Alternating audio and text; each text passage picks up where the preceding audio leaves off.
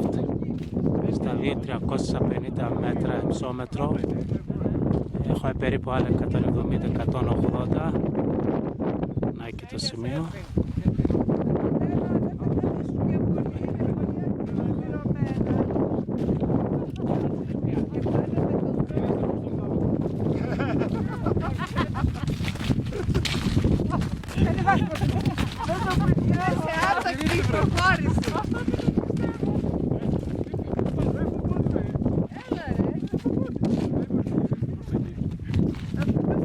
Πίσω η λίμνη Βεγορίτιδα.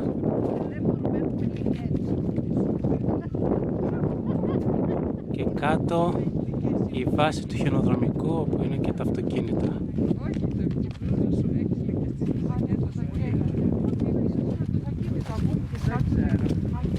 Η λίμνη.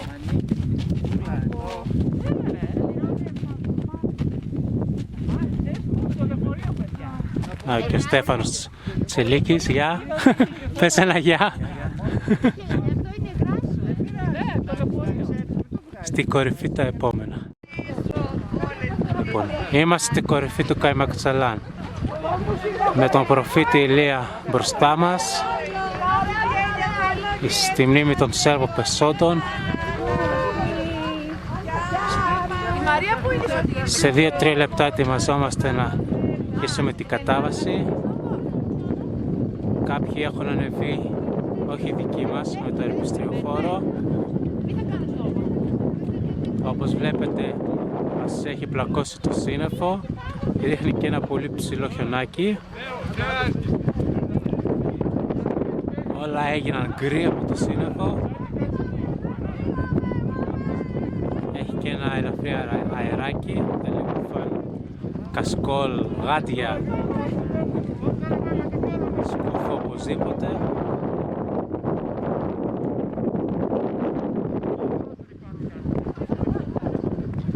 Επιστροφή στον προφήτη Ηλία.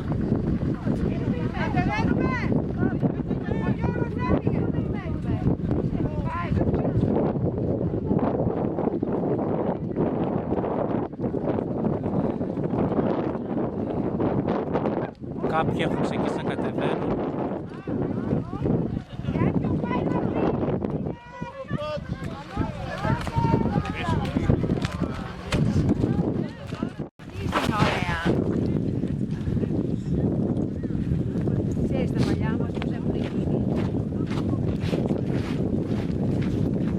Έρχεται το ερπιστριοφόρο, προσέξτε!